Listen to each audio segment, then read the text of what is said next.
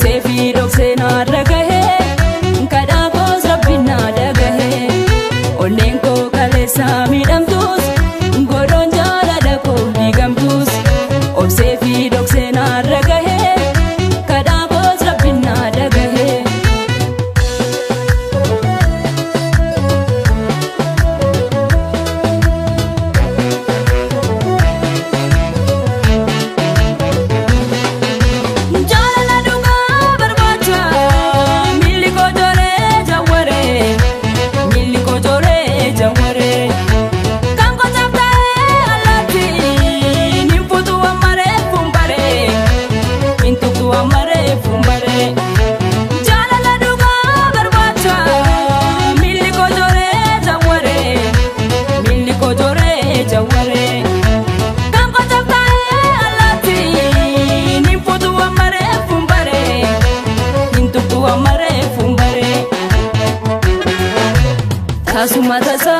Tasuma tasa katasa waaqatu godhee mana kansaa. Tasuma tasa katasa waaqatu godhee mana kansaa. Lakki amonaatu qalbiin sin cabini sin jaalla onneerra jaalala dhugaanii guutummaa onneeku ani siif kenneera kan biraa hin fedhu ni yaadin adara.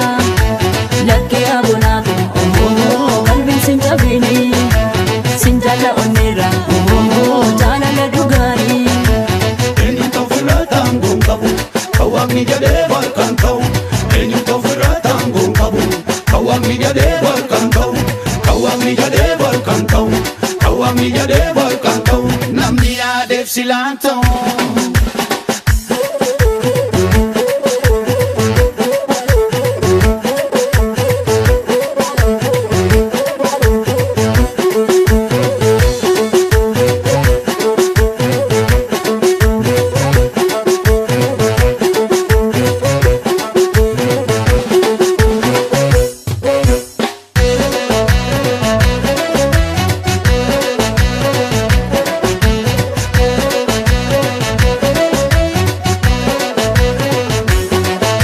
Onneen koo kaleessaa miidhamtus godhoon jaalala koo diigamtus obsee fi dhoksee naarra gahee kadhaa koos rabbiin na dhagahee.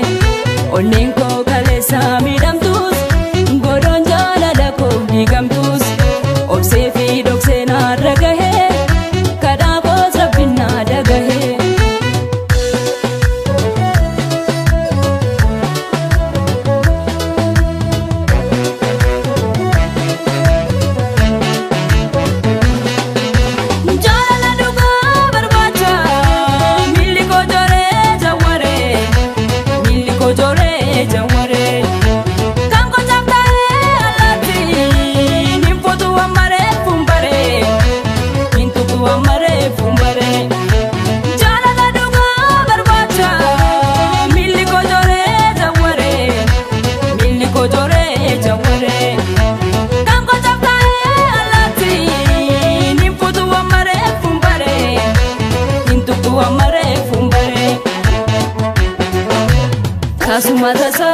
Tasuma tasa katasa waaqatu godhee mana kansaa. Tasuma tasa katasa waaqatu godhee mana kansaa.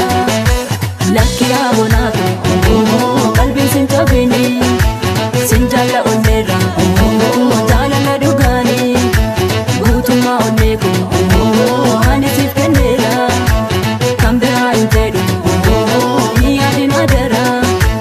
Lakki amonaatu qalbiin sin cabini sin jaalla onneerra jaalala dhugaanii.